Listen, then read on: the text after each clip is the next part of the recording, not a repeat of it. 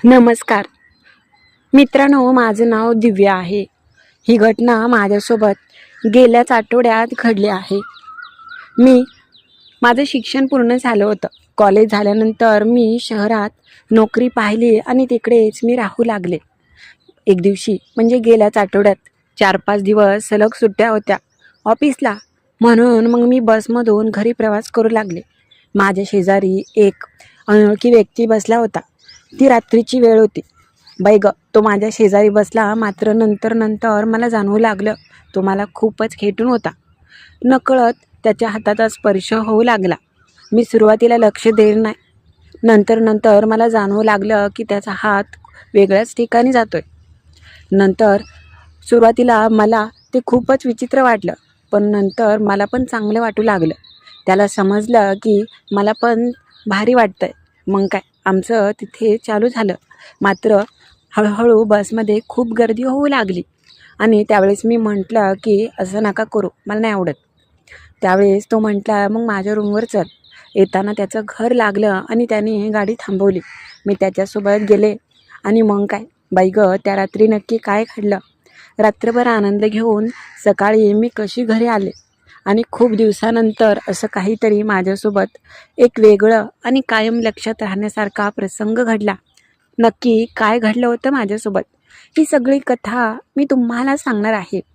पण त्याच्या आधी, जर तुम्ही नवीन असाल आणि अजूनपर्यंत आपल्या या चॅनलला लाईक सबस्क्राईब केलं नसेल तर आता लगेच करून घ्या. चला तर मग कथेला सुरुवात करते. नमस्कार मित्रांनो, माझं नाव दिव्या आहे. तसं माझं लग्नाचं आताच काही नक्की नव्हतं. घरचे सगळे मला लग्नासाठी विनंती करायचे, कारण की जसं वय वाढत जाईल तसं चेहऱ्यावर वयाच्या असलेल्या खाणाखुणा दिसू लागतात. आणि माझ्या घरचे खेडेगावचे आणि जुन्या विचाराचे आहेत. त्याच्यामध्ये आमच्या घरी म्हणायला गेलं तर माझ्या 4 बहिणींमध्ये मी सगळ्यात अगदी धाकटी होते. पण सगळ्या निवांत होत्या. मला गावामध्ये राहायचंच नव्हतं. माझं कॉलेज वगैरे झाल्यानंतर मी माझ्या मैत्रिणीसोबत इकडे शहरात आले आणि इकडेच नोकरी करू लागले. हळूहळू मला चांगले पैसे पण येऊ लागले. घरची परिस्थिती एवढी काही म्हणावी अशी चांगली नव्हती. आईवडील शेतकरी होते आणि घरी मी असले की ते लग्नाचंच म्हणायचे.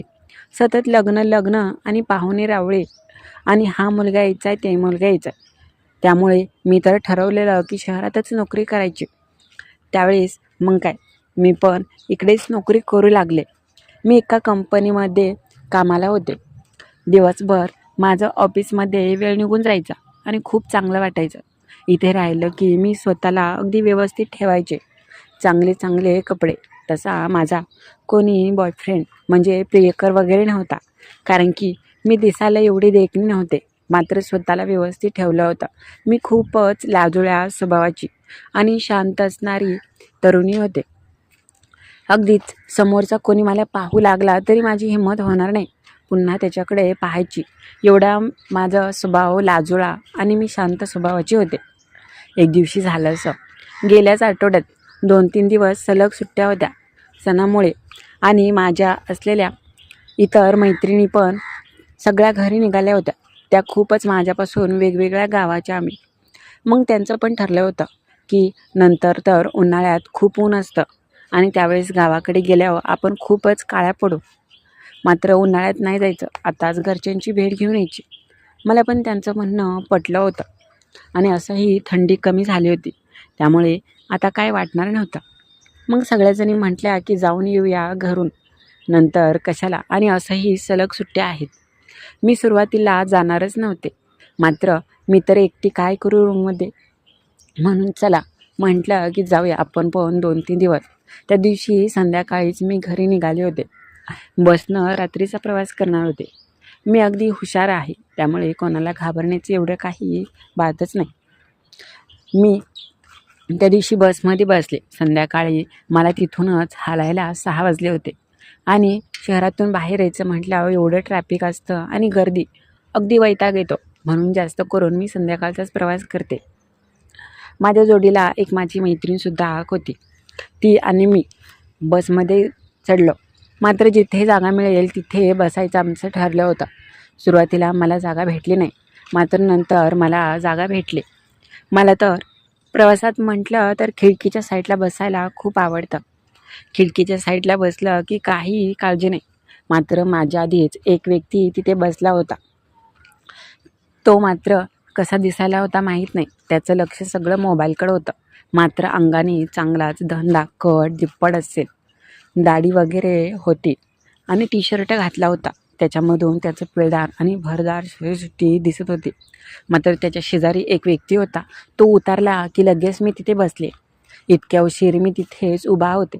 त्यावेळेस तो अधूनमधून मला पाहायचा, पण मी एवढं लक्ष दिलं नव्हतं. प्रवासात मी जास्त करून मोबाईल पाहत नसायचे, कारण की मोबाईल पाहिला की माझं डोकं खूपच दुखत असायचं आणि मला मग प्रवास पण सहन होत नसायचा. मग काय, मी तिथे जाऊन बसले. तेव्हा कुठे मला बरं वाटलं. माझी बॅगमध्ये होते आम्हा दोघांच्या. त्यावेळेस तो स्वतःहून बोलला आणि म्हटला की वरती ठेवा ना बॅग. मी म्हटलं की वरती जागा नाही. तो म्हटला की होय का. त्याने उभा राहिला आणि वर ठेवायला बॅग जागा केली आणि नंतर माझी बॅग तिथे ठेवली. त्यावेळेस आता आमच्या दोघांमध्ये काहीसुद्धा नव्हतं. बाहेर थंडी पण वाढू लागली होती आणि खिडकीतून हवा यायची. त्यामुळे मी म्हटलं की खिडकी बंद करता का, कारण की खूप थंडी आहे ना प्रवासामध्ये, तर मला सर्दी होईल आणि मला अजिबात असलं वातावरण सहन होत नाही.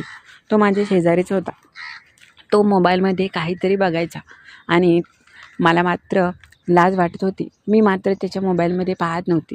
मी माझा हेडफोन काढला आणि हळूच गाणी ऐकत मी बसले होते. तो मुद्दाम त्याचा भारीतला मोबाईल मला दाखवण्याचा प्रयत्न करायचा आणि जास्त करून तो शांतच होता.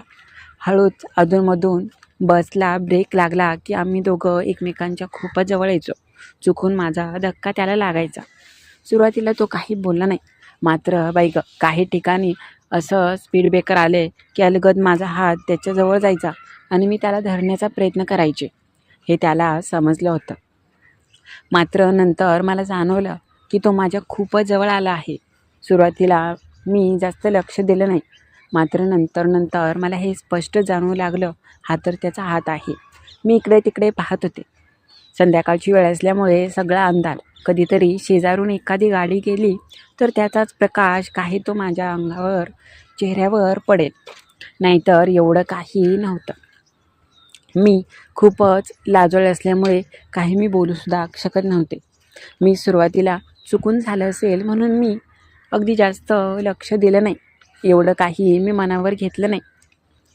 मग नंतर मला पण झोप लागू लागली आणि प्रवासात 100% मला लगेच झोप लागते. मग काय, बसमध्ये खूपच गर्दी होती. त्यामुळे शेजापाजारी काही उभे राहिलेले व्यक्ती आणि प्रवासीसुद्धा होते. बाई गं, त्याच वेळेस एक म्हातारी बाई आली आणि म्हटली की बाळा तिकडे सर. मी म्हटलं अहो दोघांचं सीट आहे. तिने विनंती केली. मात्र मला खूपच तिच्यावर दया आली म्हणून मी थोडीशी आतमध्ये सरकले. आता त्या बाईच्या आणि त्या व्यक्तीच्या मध्ये मी होते. मी थोडीशी जास्तच त्याच्याजवळ गेले होते. तो म्हटला की सरका अलीकडं अजून आहे जागा. बाई गं, ती म्हातारीला मी जागा दिली. मात्र तिने चांगलंच स्वतःपुरती चांगली जागा केली. ह्याच्यामध्ये तर मलाच बसायला जागा नसल्यागत झालं. मात्र अलगद हळूहळू आम्ही दोघं एकमेकांची जवळ येत होतो. कदाचित त्याला मी एवढी जवळ आले होते की नक्कीच त्याच्या मनात काहीतरी आलं असेल. माझ्या मनात काहीसुद्धा आग नव्हतं. मात्र हळूहळू मला जे काही व्हायचं ते होऊ लागलं. मी सुरुवातीला लक्ष देत नव्हते. आपण सरळ तर काय म्हणायचं, मला असं काही आवडत नव्हतं. मात्र हळूहळू मला पण तो सुंदर अनुभव चांगला वाटू लागला. मला पण चांगलाच जवळ त्याने घेतलं आणि तिथेच अंधारामध्ये सुख देऊ लागला. त्याचा हात नकळत वेगळ्याच दिशेने होता, मात्र वेगळ्याच ठिकाणी. मी म्हटलं की हे काय करताय. त्यावेळेस मी असं म्हटलं, पण त्याचा मी हात पाठीमागे खेचू शकले नाही. त्याला समजलं होतं की माझी पण खूप इच्छा आहे. मला पण पहिल्यांदाच असा काहीतरी अनुभव मिळत होता. त्यामुळे मला तर ही संधी सोडायची नव्हती, कारण की अजून माझी कधी हिंमत झाली नव्हती. जे होतं ते भारीच वाटत होतं. मग काय, तो हळूहळू त्याचं जे काही आहे ते सुख देऊ लागला. मी त्याला म्हटले की बाई ग कोणीतरी पाहेल. तो म्हटला नाही कोणी पाहणार. मी म्हटलं नको, इथे सगळे लोक आहेत. तो मग माझ्याजवळ आला आणि कानात म्हटला की आता थोड्या वेळाने माझं घर येईल, आपण जायचं का तिकडे. मी म्हटलं कुठे. बाई ग मी तुम्हाला ओळखतसुद्धा नाही. तो म्हटला की तुम्ही नका काळजी करू, इथेच आहे, पुढचंच गाव माझं आहे. बाई ग ह्याच्यावर मी कसा विश्वास ठेवू असं मला वाटत होतं. मात्र एवढं काही झालं होतं आमच्यात की आता मला राहवतच नव्हतं. तो म्हटला की चल ना बघ, तुला पण खूप आनंद मिळेल आणि खूप चांगलं भारी वाटेल तुला.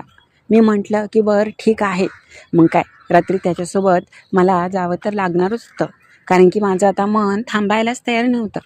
जे काही आहे ते आज आनंद घ्यायचा, कारण की इतक्या दिवस मला कोणीच असं भेटलं नाही. त्याच्यातच दिसायला मी सावळी, त्यामुळे एवढं सुख कधीच मला मिळालं नव्हतं.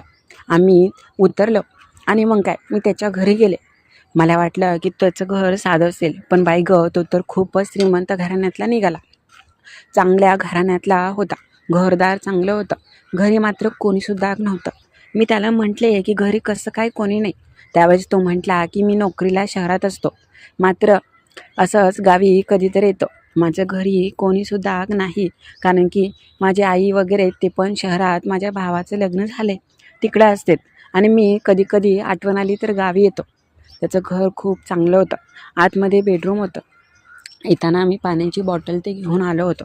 तो म्हटला की तुला पाहिलं तेव्हाच मला समजलं होतं की तुला मी आकर्षक वाटतो. मी म्हटलं कसं, तू सारखी मला पाहत होती ना, त्याच्यावरूनच मी ओळखलं की तुझ्या डोळ्यामध्ये ती तहान आहे जी पूर्ण मीच करू शकतो. मी म्हटलं हो का.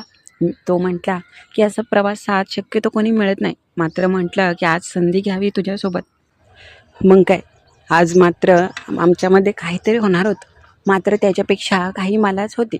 मग काय, जसं मी त्याच्या बेडरूममध्ये गेले, बाई ग ते एक बेड होता, आणि तेव्हाच मला समजलं. मी माझी बॅग ठेवली आणि एकतर प्रवासात खूप आळस यायचा, मात्र आज मनामध्ये एक वेगळाच आनंद होता. आणि वेगळंच असं काहीतरी होतं की मला आज आळसच आलं नाही. मात्र त्याने लगेच मला जवळ घेतलं. माझ्यापेक्षा दिसायला तर खूपच देखणा आणि तरुण होता तो. मला चांगलाच आनंद देणार होता. ओठांवर ओठ टेकवले आणि त्या मध्यधुंद रात्रीमध्ये आमचं प्रेम खुलत गेलं. तो मला सुंदर क्षणाचे सुंदर अनुभव देऊ लागला. मग काय, मी पण थोडीच थांबणार होते.